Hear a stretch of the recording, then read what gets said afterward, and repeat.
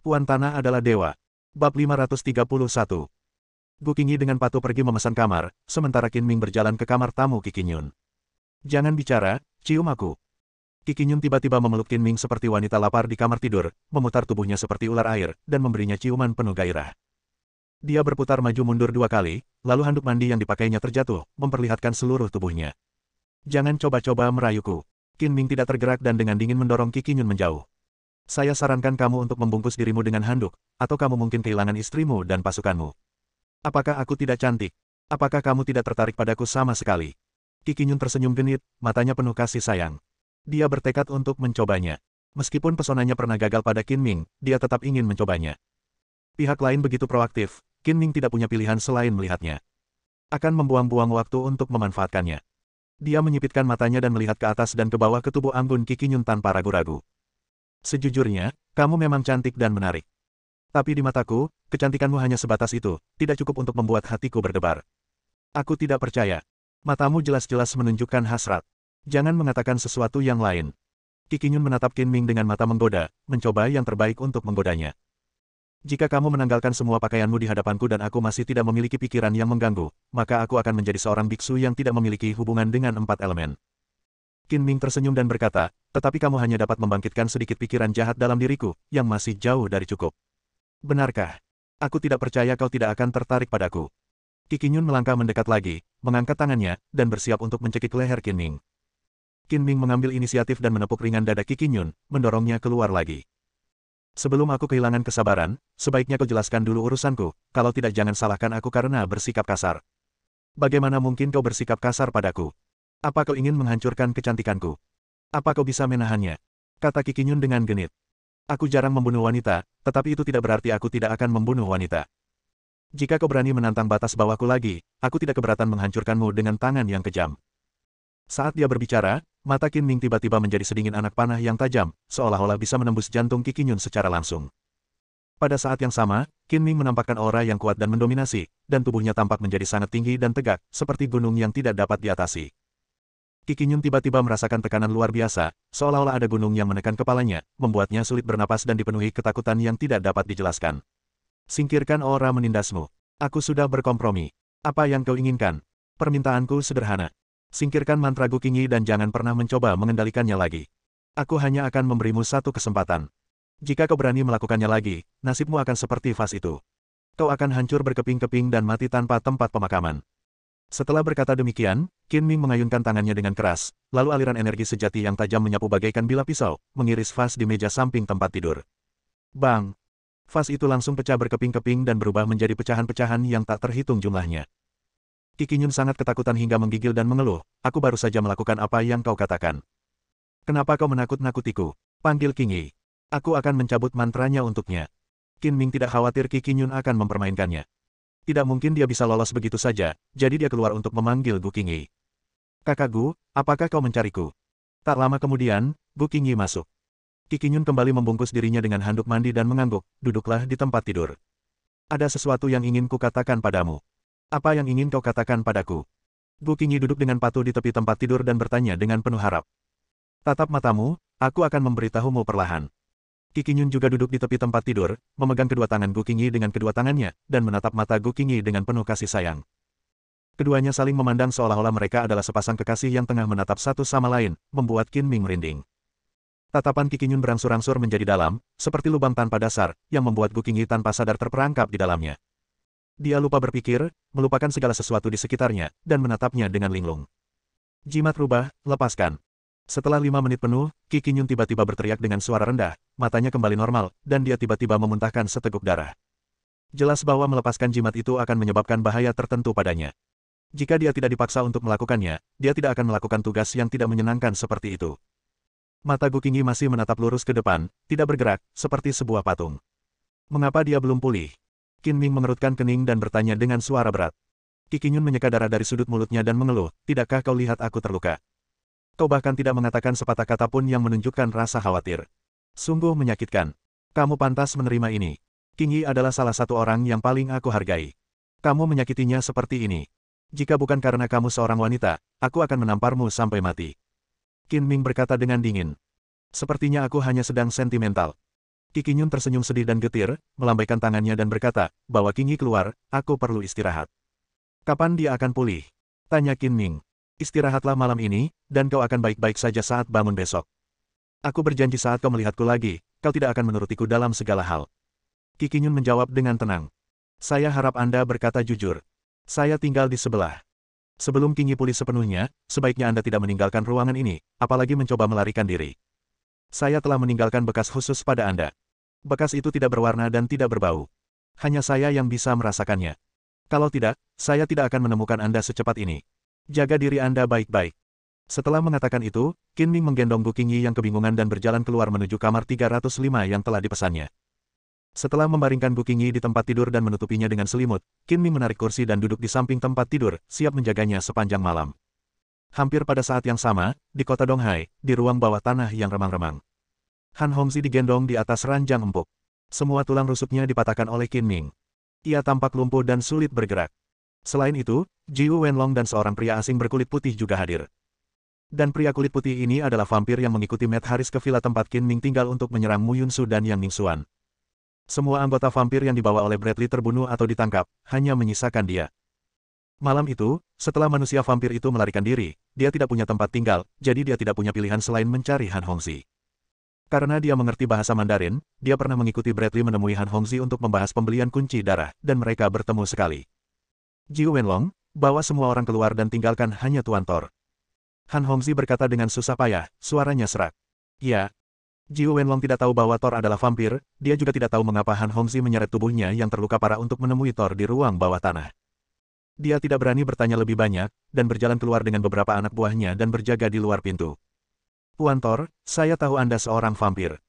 Selama Anda bisa mengubah saya menjadi vampir, Anda bisa meminta syarat apapun yang Anda inginkan."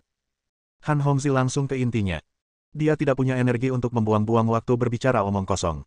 Para vampir sangat ketat dalam menerima anggota baru. "Kondisi fisikmu saat ini tidak cocok untuk pelukan pertama. Tunggu sampai kau pulih dari luka-lukamu." Thor menolak dengan sopan. "Aku ingin cepat pulih dan tidak ingin menunggu sebentar.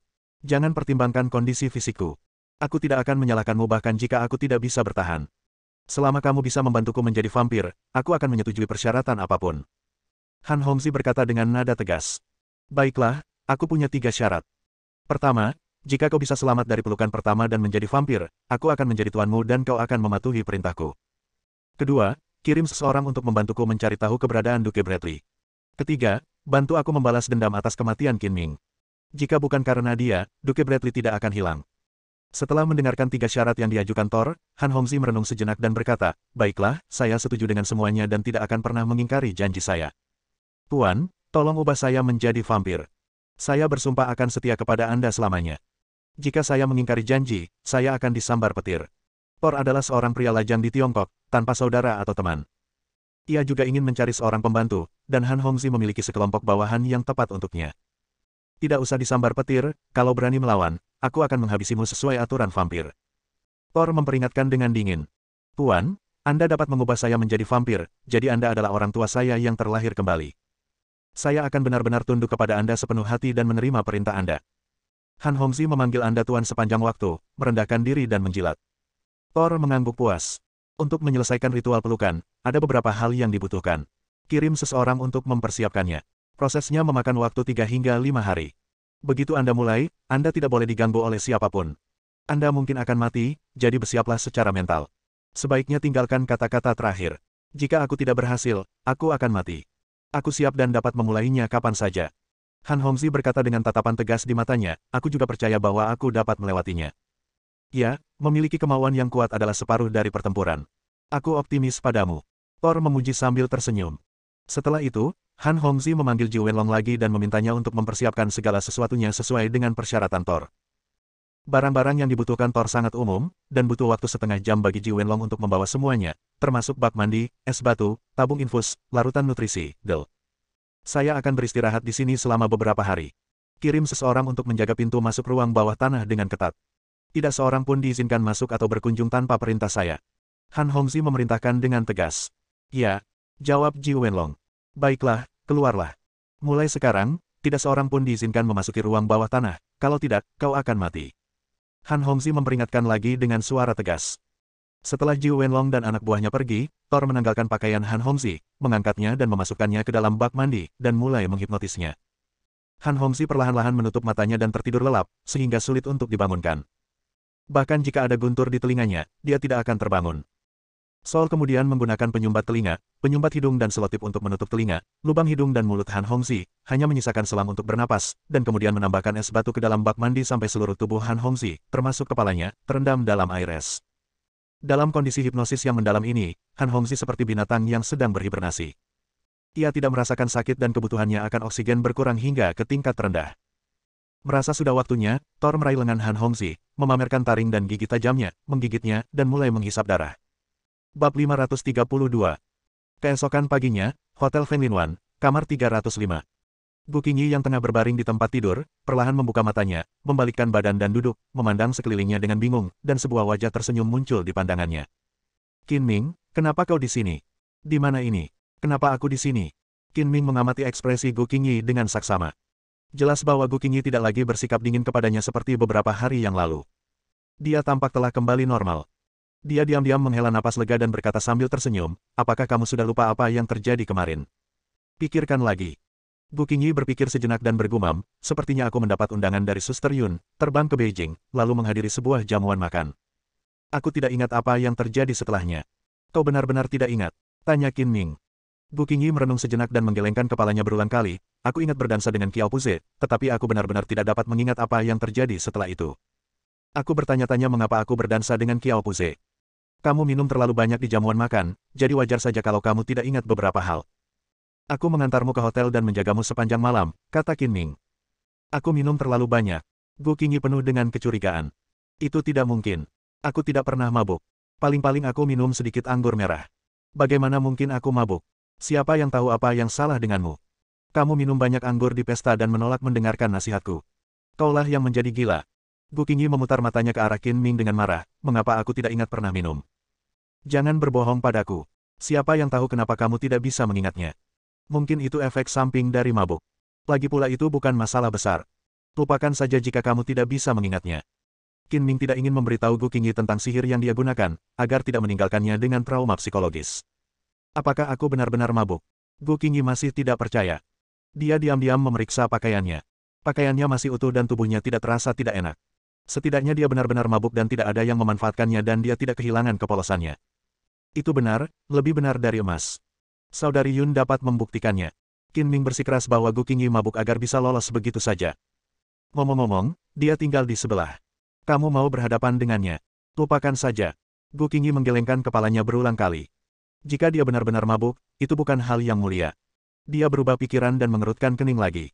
Aneh, kenapa aku tidak ingat mengapa Suster Yun memintaku datang? Dan apa yang terjadi beberapa hari yang lalu, aku tidak dapat mengingat apapun, pikiranku kosong. Karena kamu terlalu banyak bekerja akhir-akhir ini, sebaiknya kamu beristirahat dengan baik dan jangan sampai sakit karena terlalu banyak bekerja. Aku sudah lama menyarankanmu untuk beristirahat dengan baik. Sekarang ingatanmu menurun. Kamu seharusnya takut sekarang, kan? Qin Ming memanfaatkan kesempatan itu untuk mendidiknya. Mungkin karena saya terlalu lelah bekerja. Saya rasa saya harus pergi ke rumah sakit untuk pemeriksaan fisik menyeluruh. Setelah mengetahui bahwa ada masalah dengan ingatannya, Gu Qingyi tidak dapat menahan rasa khawatirnya terhadap kesehatannya. Qin Ming mengangguk dan setuju, kamu harus pergi memeriksakan diri ke dokter untuk melihat seberapa serius kondisi kesehatanmu. Kamu harus lebih memperhatikannya di masa mendatang. Kamu istirahat dulu, aku akan pergi membeli sarapan. Setelah memastikan bahwa Gu Qingyi sudah pulih, Qin Ming tidak perlu khawatir lagi. Dia keluar dari kamar dengan alasan membeli sarapan dan mengetuk pintu kamar Qi Qinyun di sebelahnya. Masuklah. Tak lama kemudian, Qi Qinyun membuka pintu dan mempersilakan Qin Ming masuk. Qin Ming berkata dengan wajah serius, kamu orang yang bijaksana dan tidak main-main. Aku benar-benar telah menghilangkan pesona Qingyi, tetapi dia tidak mengingat banyak hal. Apakah akan ada gejala sisa? Tidak akan ada efek samping. Mantraku telah mengaburkan pikirannya, jadi wajar saja jika dia tidak mengingat beberapa kejadian baru-baru ini. Sekarang setelah mantraku terangkat, semuanya kembali normal. Qi Qinyun menjelaskan, lebih baik begini. Kalau dia punya masalah di masa depan, aku hanya akan bertanya padamu. Kata Qin Ming dingin. Kamu terlalu tidak masuk akal. Jika dia sakit kepala atau pilek, itu tidak ada hubungannya denganku. Kamu tidak bisa menyalahkanku sepenuhnya. Qi Qinyun berkata dengan tidak puas. Sakit kepala dan masuk angin juga salahmu, karena kamu telah menyihirnya dan menurunkan kekebalan tubuhnya. Qin Ming berkata dengan benar, karena kamu mengatakan aku tidak masuk akal, maka aku akan bersikap tidak masuk akal kepadamu dan menunjukkannya kepadamu. Qi Qinyun memutar matanya tak berdaya, aku pernah melihat orang yang tidak masuk akal, tetapi aku belum pernah melihat orang yang tidak masuk akal sepertimu. Jika sesuatu terjadi pada Qingyi di masa depan, datang saja padaku dan aku akan bertanggung jawab sampai akhir. Aku akan menganggapnya sebagai nasib buruk. Apakah itu tidak apa-apa? Jangan mengatakan hal-hal yang tidak berguna. Saat kamu pergi menemui Qingyi nanti, katakan padanya bahwa kamu memiliki sesuatu untuk dilakukan dan tidak dapat menemaninya berlibur. Selain itu, jika kamu tidak ingin menimbulkan masalah bagi dirimu sendiri, jangan sebutkan apapun tentang menyihirnya. Qin Ming memperingatkan. Qi Qinyun mengangguk berulang kali, jangan khawatir, aku tahu apa yang harus dikatakan dan apa yang tidak boleh dikatakan. 10 menit kemudian, Qin Ming kembali ke kamar tamu dengan sarapan termasuk pangsit kukus, pai, susu kedelai, del. Dan Qi Qinyun mengikutinya masuk. Saat melihat Qi Qinyun, Gu Qingyi selalu merasakan sesuatu yang aneh di dalam hatinya, namun dia tidak tahu pasti perasaan apa itu. Qingyi, maafkan aku. Aku baru saja menerima telepon. Ada keadaan darurat di rumah dan aku harus segera kembali untuk mengurusnya. Aku tidak bisa menemanimu berlibur. Qi Qinyun meminta maaf sesuai dengan kata-kata yang telah disiapkannya. Tidak apa-apa, Kakak Yun. Kalau ada yang harus kamu lakukan, pergilah dan lakukan saja dulu. Kamu tidak perlu menemaniku, kata Gu Qingyi penuh pengertian. Lain kali kamu datang ke Beijing, aku akan menemanimu dan menebus permintaan maafku kali ini. Aku ada urusan mendesak, jadi aku pergi dulu. Setelah mengatakan itu, Qi Qinyun pergi dengan tergesa-gesa seolah-olah dia benar-benar menghadapi masalah mendesak, tanpa menunda sedetik pun. Qin Ming mendengus dalam hati, dia bertindak sangat meyakinkan. Jika aku tidak tahu dia berbohong, aku pasti akan tertipu. Konon katanya, semakin cantik seorang wanita, semakin tidak dapat dipercaya dia. Itu memang benar. Nona, setelah sarapan, mari kita pergi ke kota Donghai. Pemeriksaan fisik itu penting. Donghai juga punya tempat pemandian air panas. Kalau Anda mau ke sana, saya akan menemani Anda setelah pemeriksaan. Sekarang pesona Gu Qingyi sudah terbongkar dan tujuan perjalanan ini sudah tercapai. Qin Ming tidak mau tinggal lebih lama lagi untuk menghindari masalah yang tidak perlu. Yah, sebenarnya tidak ada yang bisa dilakukan di sini. Aku benar-benar tidak mengerti mengapa aku datang ke sini sejak awal. Gu Qingyi menyadari bahwa ada yang salah dengan ingatannya, dan dia ingin kembali untuk pemeriksaan fisik sesegera mungkin untuk mengetahui apa yang salah dengannya, untuk mencegah kondisinya bertambah buruk. Seperti kata pepatah, kesehatan adalah modal revolusi. Jika Gu Qingyi jatuh sakit parah, dia akan khawatir dengan urusan perusahaan. Dia biasanya memperhatikan kesehatannya, tetapi begitu dia sibuk, dia sering tidak dapat menemukan waktu untuk berolahraga. Setelah sarapan, Qin Ming memesan tiket pesawat paling awal untuk kembali ke kota Donghai. Gu Qingyi juga menelepon dokter pribadinya Wu Sue dan pergi untuk pemeriksaan di sore hari. Saat Gu Qingyi kembali ke kota Donghai dengan pesawat, hari sudah siang.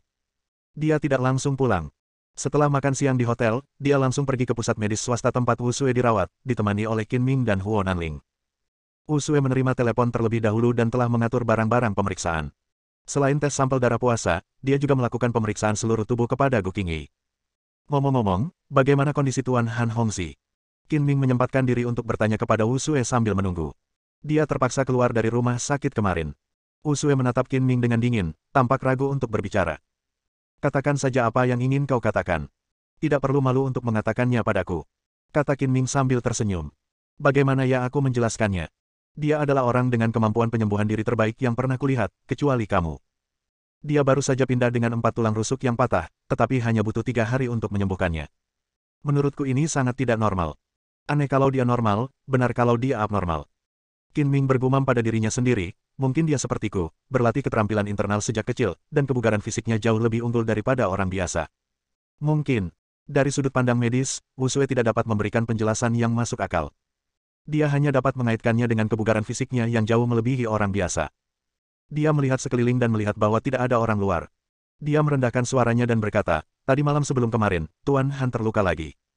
Setiap tulang rusuknya patah menjadi sedikitnya 3 bagian. Apakah Anda yang memukulnya? Jangan bicara omong kosong.